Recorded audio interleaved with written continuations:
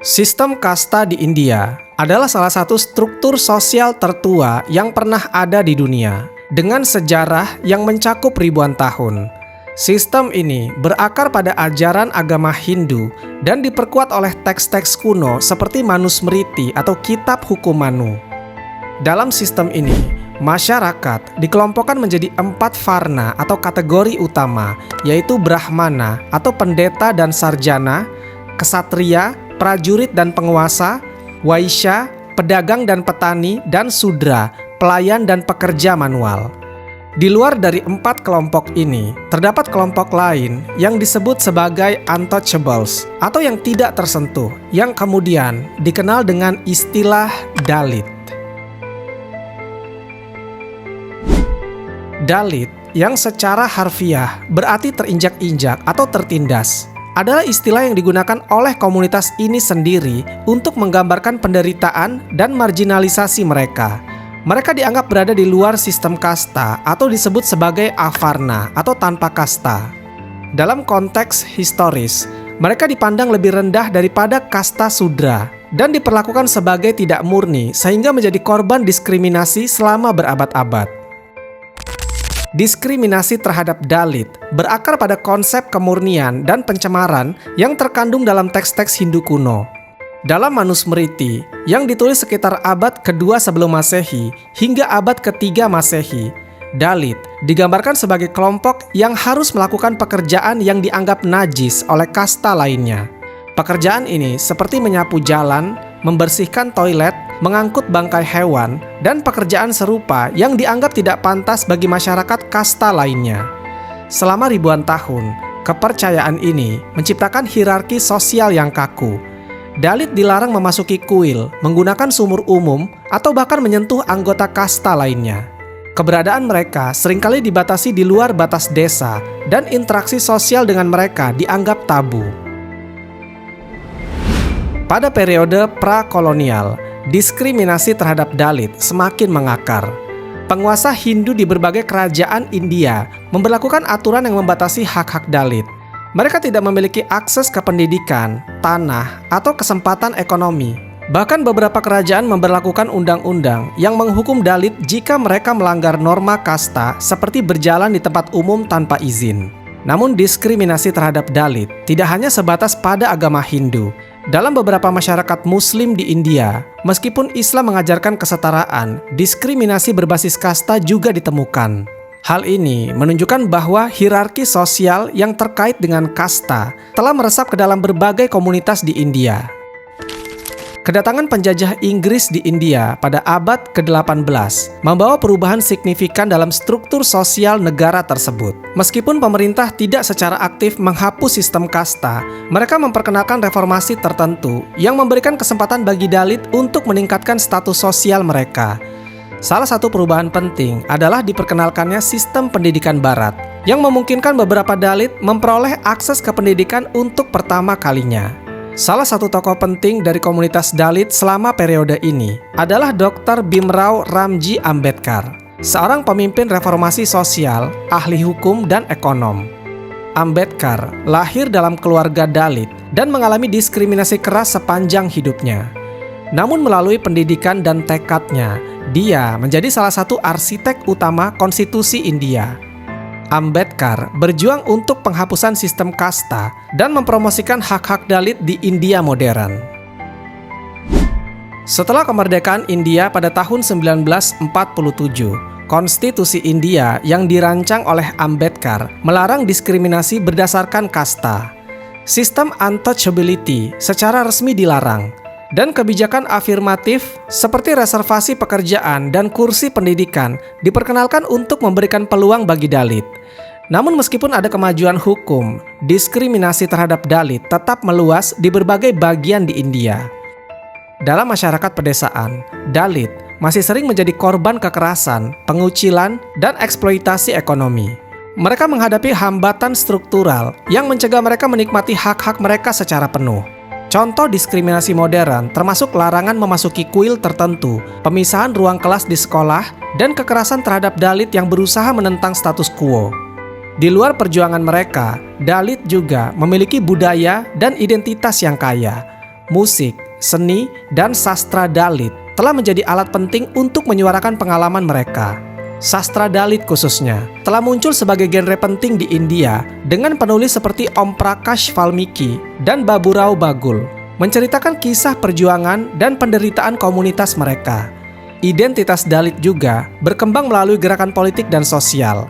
Partai-partai seperti Bahujan Samaj Party atau BSP memainkan peran penting dalam memperjuangkan hak-hak Dalit di arena politik. Pemimpin seperti Kashiram dan Mayawati menjadi simbol harapan bagi jutaan Dalit yang terpinggirkan. Penindasan terhadap Dalit bukan hanya bentuk diskriminasi sosial biasa, tetapi sebuah sistem yang telah dilembagakan selama berabad-abad.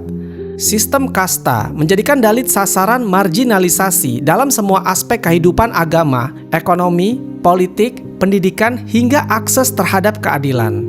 Bagi Dalit, penindasan dimulai dari momen mereka dilahirkan. Di banyak daerah di pedesaan India, tempat di mana sistem kasta masih dipraktikkan dengan sangat ketat, Dalit dipaksa untuk tinggal di pinggiran desa atau di pemukiman yang terisolasi dari masyarakat lainnya. Mereka dilarang berbagi sumber daya publik seperti air atau kuil dengan anggota kasta yang lebih tinggi. Bahkan dalam hal-hal yang nampak sederhana seperti duduk di tempat umum atau berbicara dengan kasta atas, Dalit seringkali dihadapkan pada ancaman kekerasan.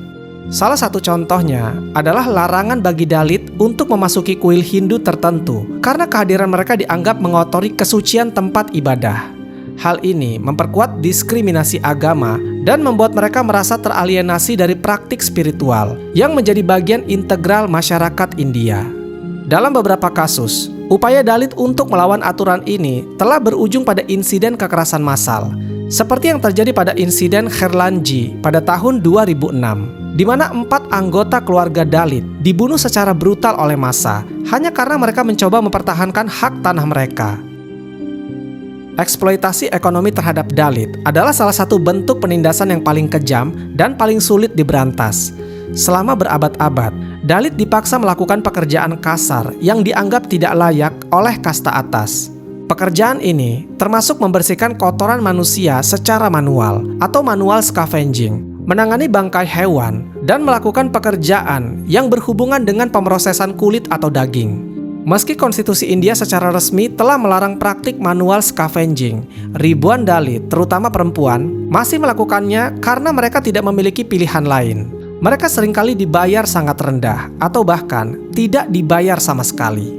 Menurut laporan Amnesty International, pekerja manual scavenging hidup dalam kondisi yang tidak manusiawi, tanpa akses ke air bersih, sanitasi, atau perawatan kesehatan yang memadai. Selain itu, banyak kasta Dalit yang terjebak dalam sistem kerja berbasis utang atau bonded labor, di mana mereka dipaksa bekerja untuk majikan kasta atas sebagai bentuk pembayaran utang yang seringkali diwariskan dari generasi ke generasi. Sistem ini telah membuat ribuan Dalit terjebak dalam siklus kemiskinan yang tidak berujung. Pendidikan adalah alat yang ampuh untuk memutus siklus penindasan, tetapi Dalit seringkali menghadapi diskriminasi bahkan di sekolah. Di banyak daerah pedesaan, anak-anak Dalit dipisahkan dari siswa kasta atas dalam ruang kelas mereka. Mereka seringkali dipaksa duduk di belakang ruangan, menggunakan peralatan yang berbeda, dan dilarang berinteraksi dengan siswa yang lain. Kasus diskriminasi di sekolah terhadap anak-anak Dalit seringkali menyebabkan mereka putus sekolah. Menurut data pemerintah India, tingkat melek huruf di kalangan Dalit masih jauh lebih rendah dibandingkan dengan kasta yang lainnya. Hal ini membuat mereka sulit mendapatkan pekerjaan yang lebih baik, sehingga memperkuat lingkaran kemiskinan dan marginalisasi. Kekerasan terhadap Dalit adalah fenomena yang meluas dan seringkali dilakukan dengan impunitas. Kekerasan ini mencakup berbagai bentuk, mulai dari pelecehan seksual terhadap perempuan Dalit hingga pembunuhan massal. Salah satu bentuk kekerasan yang paling mencolok adalah pembunuhan kehormatan, di mana Dalit yang menikah dengan anggota kasta atas seringkali dibunuh oleh keluarga atau komunitas pasangannya. Statistik dari National Crime Records Bureau atau NCRB India menunjukkan bahwa ribuan kasus kekerasan terhadap Dalit dilaporkan setiap tahun, tetapi banyak kasus yang tidak pernah sampai ke pengadilan. Dalam beberapa kasus, Dalit yang melaporkan kejahatan malah menghadapi ancaman atau serangan balik dari para pelaku yang seringkali berasal dari kasta atas dengan kekuasaan politik dan ekonomi yang besar. Salah satu kasus yang paling menggemparkan adalah pembantaian Sundur pada tahun 1991, di mana 8 orang Dalit dibunuh oleh sekelompok pria kasta atas di Andhra Pradesh.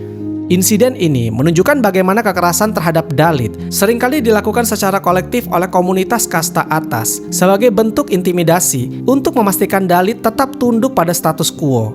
Perempuan Dalit menghadapi diskriminasi ganda sebagai anggota kasta Dalit dan sebagai perempuan dalam masyarakat patriarkal.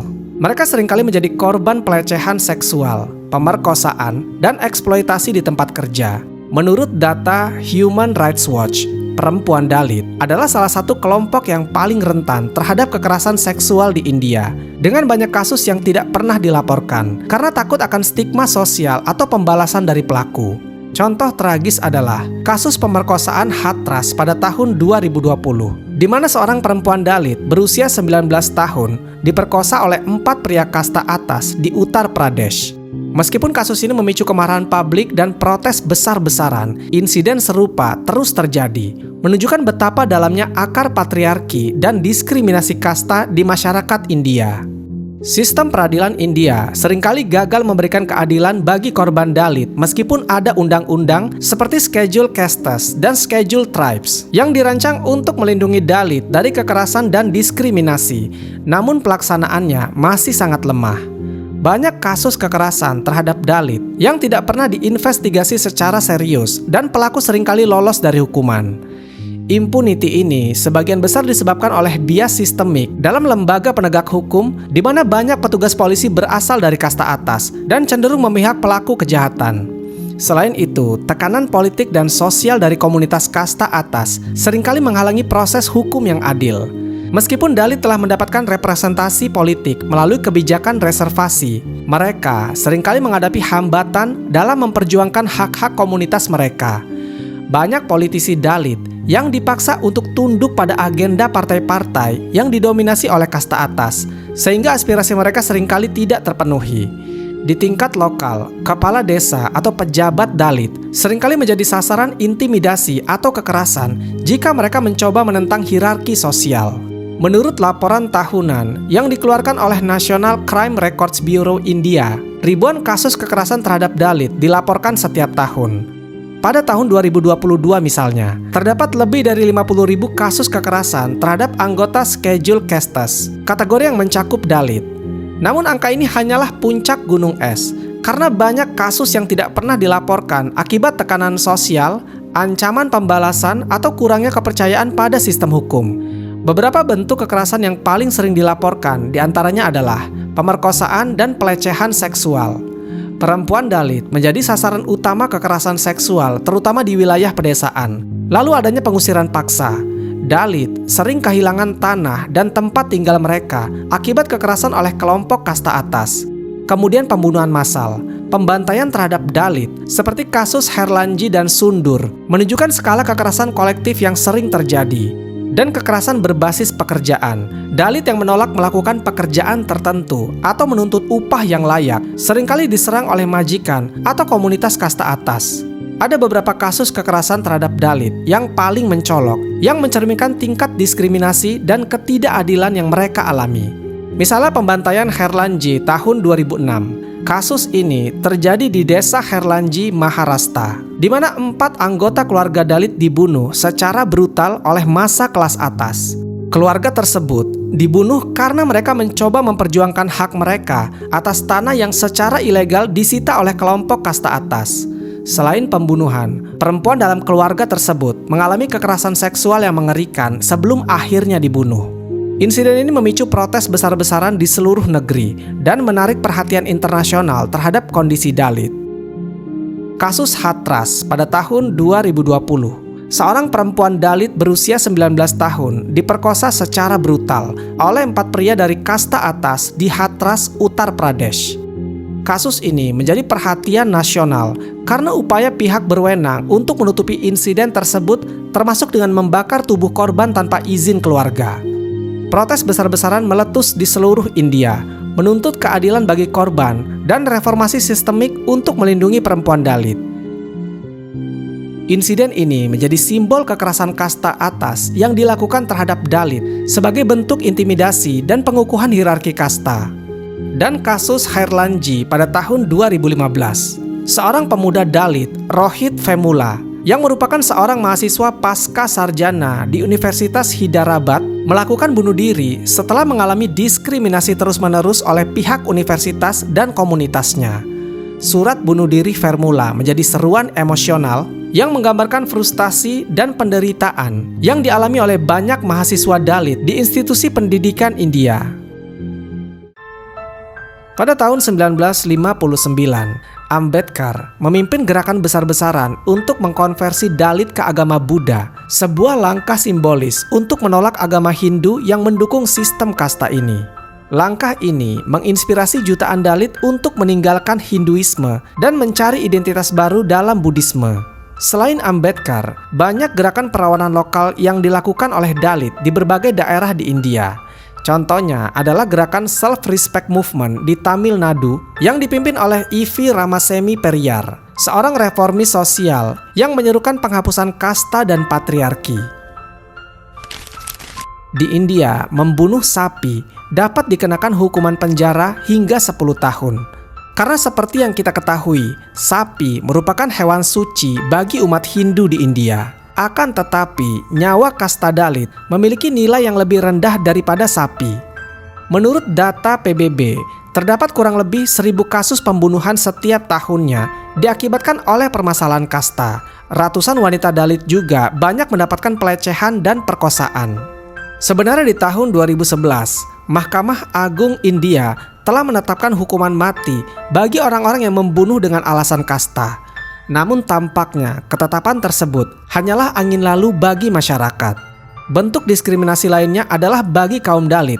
Ketika mereka berjalan, harus mengikat dahan pohon di pinggang mereka. Fungsinya untuk menghapus jejak kotor mereka. Di beberapa daerah juga disebutkan kaum Dalit harus membawa penampung ludah yang diikat di leher mereka, supaya ludah mereka tidak menetes di jalan dan tidak mengotori warga yang lain. Banyak dari kaum ini juga tidak memiliki tempat tinggal yang layak, dan banyak juga mereka yang hidup di trotoar jalan dengan mendirikan tenda. Di India, ada sebuah tradisi yang sangat aneh yang dikenal sebagai Made Snana. Made Snana adalah tradisi di mana kasta terendah di India, yaitu kasta Dalit, berguling-guling di bekas ludah atau bekas makanan yang dilemparkan oleh orang-orang kasta Brahmana. Bagi sebagian orang, air ludah merupakan hal yang menjijikan dan kotor, namun tidak bagi kaum Dalit. Kaum Dalit mempercayai jika mereka berguling-guling di bekas ludah kasta Brahmana, maka mereka akan mendapatkan keberkahan dan bisa menyembuhkan berbagai masalah kesehatan. Tradisi berguling Made Snana ini sudah ada sejak 4.000 tahun silam. Pemerintah India sendiri tidak mampu mencegah warganya untuk mengikuti ritual yang aneh ini, sebab warga masih percaya akan mitos yang ada pada ritual Made Snana ini. Dalam sudut pandang Islam, tidak ada manusia yang diciptakan lebih tinggi atau lebih rendah dari yang lain.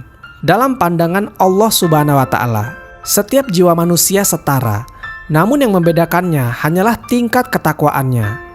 Diskriminasi kasta adalah sebuah pelanggaran terhadap prinsip ketauhidan, karena ia meruntuhkan nilai-nilai kemanusiaan yang Allah Subhanahu wa Ta'ala anugerahkan secara setara kepada setiap makhluknya. Maka kisah Dalit adalah peringatan bagi manusia bahwa tirani atas dasar kasta atau hierarki sosial adalah pemberontakan terhadap kehendak Sang Pencipta.